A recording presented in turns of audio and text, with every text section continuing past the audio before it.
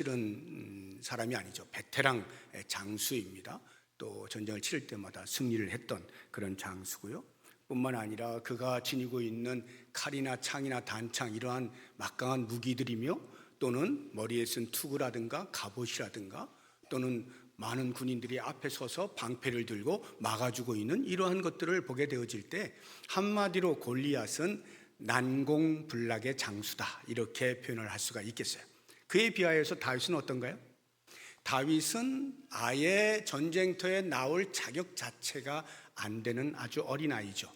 우리나라의 그 젊은이들 전부 다 이제 나이가 되면 이제 군대를 가야 되죠. 그러면 이제 신체 검사를 받습니다. 1급에서 3급까지는 현역으로 가야 되고요. 4급이 되면 이제 보충력으로 빠지게 됩니다. 그 이후는 이제 재검을 받는다거나 또는 면제를 받는다거나 이제 이렇게 되어지는데, 아마 다윗이 만약에 신체 검사를 받는다 하면 제 생각에는 신체 검사장 문에도 못 들어갈 거예요.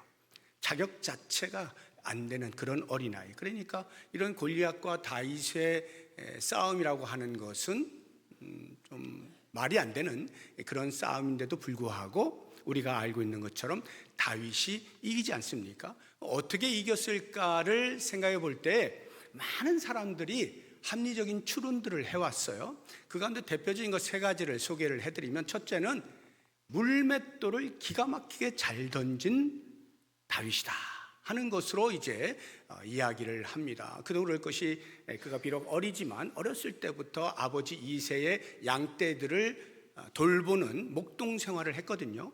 그러면 우리가 앞에서 본 것처럼 곰이나 사자 같은 이런 야생 동물들이 양을 잡아먹으려고 한단 말이죠. 어떻게 지켜내야 되겠어요? 이런저런 수단 방법을 다 가리지 않고 해봤겠죠. 그 가운데서 그가 선택한 것이 물맷돌이었던 겁니다. 그래서 거리가 있는 상태에서 던져서 맞추어서 가까이 오지 못하게 하는 이런 거죠. 처음부터 잘했겠어요? 실수를 많이 했겠죠. 그러니까 훈련을 하지 않았겠어요? 나름대로 자기 혼자 터득을 하지 않았겠어요? 처음에는 앞에 깡통을 놓아두고 깡통 맞추기 이런 거 했겠죠. 계속 반복하다 보니까 실력이 상당해진 거죠. 제법 이제 목표물을 보면 맞출만 했다. 이런 것으로 골리앗을 그 물맷돌 하나로 잡았다 하는 합리적인 추론이 가능합니다. 또 하나 그가 승리할 수 있었던 요건을 생각해 보면 강인한 정신력, 담력, 용기를 이제 들 수가 있겠습니다. 그렇게 어렸을 때부터 양을 돌보는 생활을 하다 보니까 자연스럽게 야생동물들이 공격을 하는데 처음에는 벌벌 떨었겠죠. 이걸 어떻게 하나 하면서 막아낼 수 있는 방법들로 물맷돌을 선택해서 계속 연습을 했겠죠. 단순히 그가 물맷돌을 잘 던지는 것으로 끝나는 것이 아니라 한 번, 두 번 곰이나 사자를 물리치는 경험들을 통해서 정신력이 강해지는 거죠. 처음에는 벌벌 떨다가 이제는 할 수 있다, 내가 할 수 있다 하는 생각이 들지 않았겠어요? 그러면서 담력도 생기고 이제는 누가 와도 돼, 내가 양떼를 잘 돌볼 수 있어, 이러한 어떤 강인한 정신력과 담력이 쌓여갔을 것이다. 역시 합리적인 추론입니다. 가능하죠. 그렇게 해서 골리앗 앞에서 벌벌 떨지 아니하고 담대하게 맞설 수 있었다 하는 것입니다. 그런가 하면 또 다른 하나를 보자고 하면 신앙심입니다. 신앙심. 자기가 믿는 신이 나를 도와줄 것이라고 하는 확신을 가지고 그 신앙심으로 나아갔다. 충분히 추론할 수 있는 것은 오늘 우리가 읽은 사무엘상 17장 45절 말씀을 보게 되면, 나는 네가 모욕하고 있는 이스라엘의 군대의 하나님의 이름으로 너에게 나간다 하고는 고백을 할 때, 외칠 때 그의 마음에 있었던 하나님을 향한 신앙심이라고 하는 것은 아마 최고조에 이르지 않았을까 하는 생각이 듭니다. 그래서 그 신앙심으로 물리쳤다. 이것도 역시 우리가 충분히 추론을 해볼 수 있는 승리의 요건이라고 할 수가 있겠습니다. 그런데 제가 이와 같은 승리의 요건들의 합리적인 추론들을 묵상하면 묵상할수록 한편으로는 고개가 끄덕거려지기도 하지만 또 한편으로는 여전히 갸우뚱거려지는 것을 피할 수가 없더라고요. 왜 제 고개가 갸우뚱거려졌을까를 여러분들에게 말씀을 드려볼게요. 그가 물맷돌을 아주 기가 막히게 잘 던지는 훈련된 그러한 소년이라 할지라도 골리앗이 3m에 육박한다 그랬잖아요. 3m에 육박은 키가 큰 것뿐만이 아니라 그가 온 몸을 지금 갑옷과 투구로 두르고 있는 거예요. 그 상태에서 급소가 과연 어디일지 그 돌 하나 가지고 거인을 쓰러뜨릴 수 있는 그 정도의 어떤 것은 제가 생각해 볼 때는 하늘에서 별을 딴다든지 아니면 바닷가 모래에서 좁쌀 하나를 찾는다든지 하는 정도가 아닐까.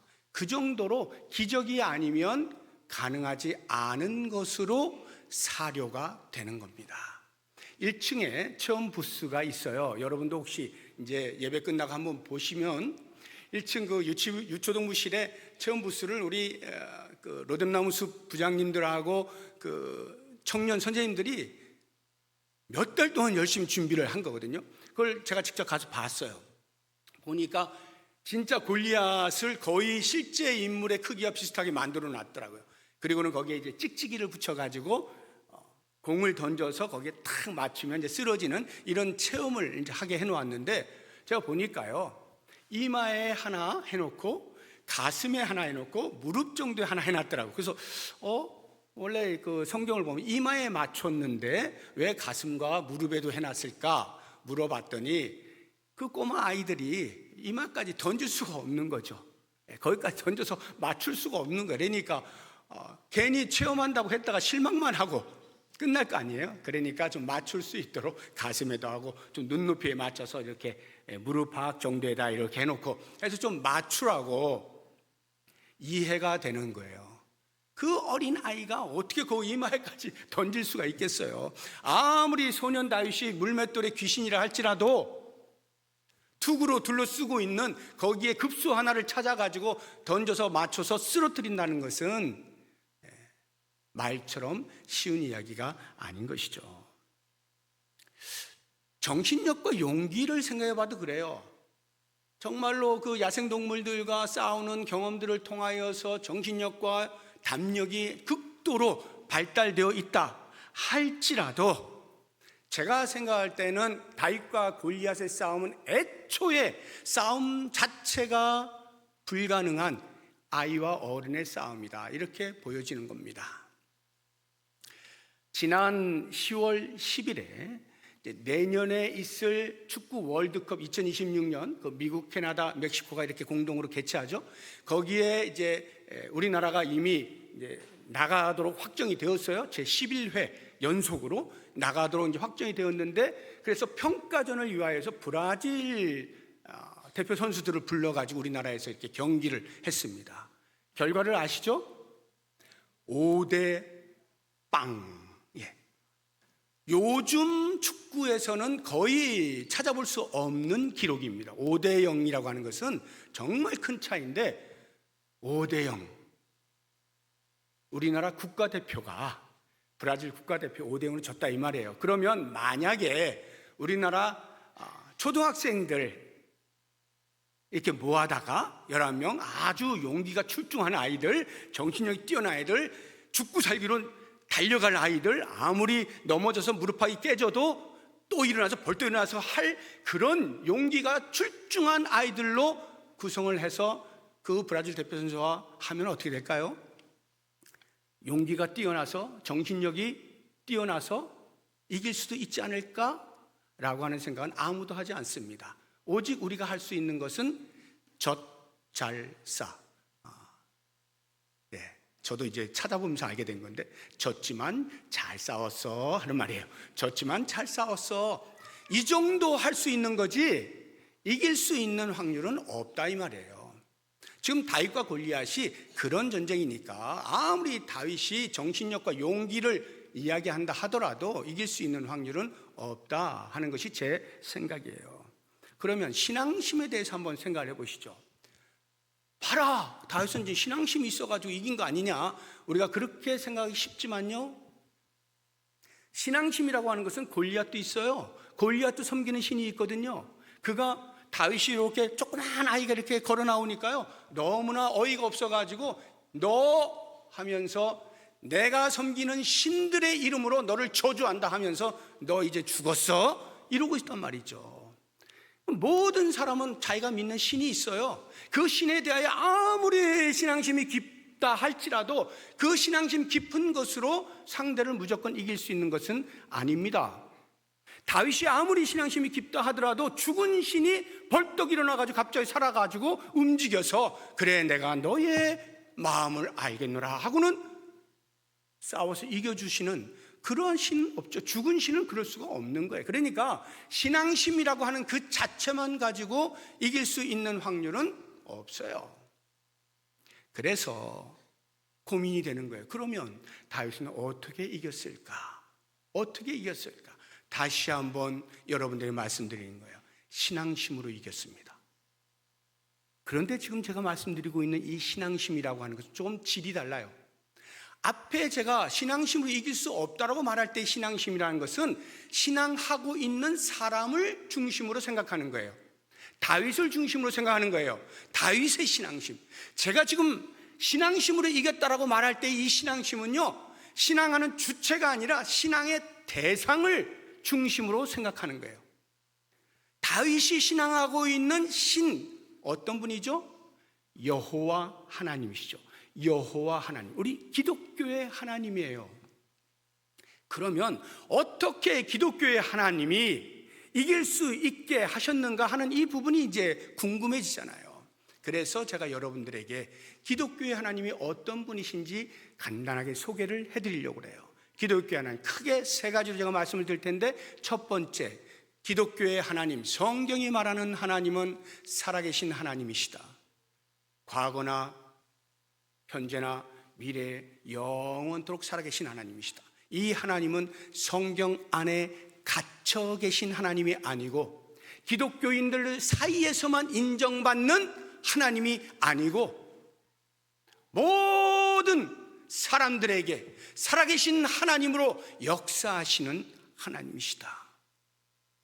두 번째, 기독교의 하나님은 전능하신 하나님이에요. 전능하시다, 못하는 것이 없는 분이시다 는 건데, 그 대표적인 이해가 온 우주 만물을 창조하신 거죠. 말씀으로만 온 우주 만물을 창조하실 만큼 전능하신 하나님이 골리앗이 3m 아니라 30m짜리 거인이라 할지라도, 투구가 아니라 모든 걸 다 뒤집어 썼다 할지라도 새끼손가락 하나로 눌러도 그냥 쓰러지는 거예요. 그 전능하신 하나님, 그 하나님이 다윗을 이기게 하신 거예요. 세 번째, 기독교의 하나님은 사랑의 하나님이에요. 이게 중요한 건데요, 지금도 살아계셔서 역사하시되 전능하셔서 못할 것이 없으신 하나님이셔요. 그런데 그 하나님이 만약 다윗의 편에 서 있지 않다면, 다윗을 사랑하지 않으신다면, 다윗에게 아무런 관심이 없으시다면 골리앗 3m짜리 아니라 1m 50짜리가 와도 질 수도 있는 거예요. 그런데 우리 하나님은 사랑의 하나님이셔요. 다윗의 편에 계신 하나님이셔요. 이 하나님의 사랑이 오늘날 우리에게 어떻게 나타나고 있는지 간단히 말씀드리면, 우리가 아담 이후로 죄로 인하여서 거룩하신 하나님 앞에 나아갈 수가 없게 되어지고 하나님과의 관계가 단절되어져서 죽음 가운데 사는 존재들이었어요. 그런데 하나님의 사랑이 먼저 우리에게 찾아오십니다. 어떻게? 예수 그리스도를 이 땅에 보내주셔서 죄 때문에 하나님 앞에 나아가지 못한 우리의 인생을 불쌍히 여기시고 죄를 사하실 수 있는 방법으로 예수 그리스도의 어깨 위에 모든 인류의 죄를 지우시고 십자가에 죽게 만든 거예요. 죄의 대가를 대신 치르게 만드신 거예요. 그렇게 해서 우리들에게 죄 없다 하시고 구원의 은혜를 허락하시며 천국에서 영원토록 살 수 있는 영생을 선물로 주신 거예요. 이러한 사랑의 하나님이 이 땅을 살아가는 동안에 천국 가기까지의 우리의 삶에서 이제부터 네 마음대로 해봐, 이제 내가 너를 위해서 해줄 수 있는 건 다 해줬으니까 이제부터 네 힘으로 해. 이렇게 하지 아니하시고 때마다 시마다 나타나셔서 우리의 연약함을 긍휼히 여기시고 도울 힘을 공급해 주시는 거예요. 이것이 바로 기독교의 하나님이에요. 영원토록 살아계셔서 전능하신 하나님이 우리를 사랑하사 우리 편에 서서 어떠한 세상의 골리앗과 같은 상대가 나타나도 넉넉히 이길 수 있는 힘을 공급하시고 직접 우리를 위하여 싸워주시는 일하시는 하나님, 이 하나님이 기독교의 하나님인 것이에요. 그러므로 사랑하는 성도 여러분, 이제 세상의 골리앗이 우리에게 이렇게 도전을 하죠. 야, 너 돈 없이 살 수 있어? 돈이라고 하는 골리앗이 우리를 주눅들게 만듭니다. 너 힘없이 살 수 있어? 맨날 사람들에게 무시당하면서 그렇게 살 수 있어? 교회 나가는 것은 할 일 없는 사람들이나 나가는 거야. 할 일이 없어가지고 어떻게 시간을 보내야 되는데 어떻게 보내야 될지 몰라가지고 그런 사람들이나 나가서 시간 때우기용으로 신앙생활 하는 거지. 또는 스스로 마땅히 해야 할 일들을 유약해가지고 의지가 박약해서 아이고 못하는데 누가 도와줄 사람 없나 찾는 중에 하나님을 찾아가지고 교회 오니까 뭐 하나님이 도와주신다더라, 이렇게 해서 나를 좀 도와줄 분 없어? 이런 차원에서 신앙생활 하는, 이것이 지금 너희가 하는 신앙생활 아니냐 하고 세상의 골리앗이 비웃는단 말이죠. 조롱한단 말이에요. 무시한단 말이에요. 우리를 무시하는 것이 곧 살아계신 하나님, 전능하신 하나님, 우리를 향하여 지극한 사랑을 보여주시는 그 하나님을 무시하는 행위가 되고 있는데도 우리는 마치 그러한 골리앗 앞에서 벌벌벌 떨고 있는 이스라엘의 군인들처럼 여호와 하나님을 섬긴다 하면서도 믿는다 하면서도 당장 눈앞에 서 있는 골리앗이 훨씬 크게 보이는 이스라엘 군인들처럼 말이죠, 벌벌 떨면서 아무런 대꾸도 하지 못한 채 그런가? 뒷머리만 끌적끌적거리고 있지는 않은가 말이죠. 돌아보십시다. 우리는 얼마든지 이 시대의 다윗으로 살아갈 수가 있어요. 다윗의 어림이 문제가 아닙니다. 다윗의 경험 없음이 문제가 아니에요. 다윗 앞에 서 있는 골리앗이 얼마나 크냐가 중요한 게 아닙니다. 다윗이 신뢰하고 있는 하나님이 어떤 분이신가, 이 인식이 중요한 거예요. 우리가 이 시대의 다윗으로 산다는 것은 기독교가 말하고 있는 하나님이 어떤 분이신가를 분명히 알아서 그 하나님 때문에 내 앞에 어떠한 골리앗이 서 있어도 나는 당당할 수가 있구나 하는 것, 이것이 믿음이고 이것이 우리를 향한 하나님의 지극한 사랑이에요. 모쪼록 원하기는 이 자리에 나오신 모든 성도님들 뿐만 아니라 성도님들의 초청을 받아서 나오신, 처음 나오셨던, 오랜만에 나오셨던, 하도 나오라고 하니까 한번 나와봐야지 하고 나오셨던, 어떠한 경로를 통해서 나오셨던 이 자리에 계신 모든 여러분들 삶 가운데에서 이 시대의 다윗이 되기를 소망하고, 그래서 여러분에게 골리앗처럼 보이는 그 어떠한 세상의 무거운 대적들이 다가온다 할지라도 흔들리지 마시고 여호와 하나님을 바라보면서 믿음으로 승리하시고 다윗처럼 만군의 여호와의 이름으로 내게 나아간다라고 하는 찬양의 소리가 넘쳐나는 우리의 삶이 될 수 있기를 주의 이름으로 축복합니다. 기도하겠습니다. 하나님 아버지, 감사합니다. 오늘 온 성도들이 어린 아이에서부터 노년에 이르기까지 한자리에 모여서 다윗과 골리앗의 전쟁을 통해서 우리에게 주시는 교훈들을 생각하면서 우리의 삶을 돌아볼 수 있는 기회를 주신 것 감사합니다. 특별히 오늘 초청받아 나오신 분들의 마음을 만져주시고 살아계신 하나님이 얼마나 전능하시며 우리를 지극히 사랑하시는가를 깊이 깨닫고 경험하면서 이 시대에 다윗으로 살아갈 수 있는 복이 있게 하여 주시옵소서. 예수님의 이름으로 기도드립니다. 아멘.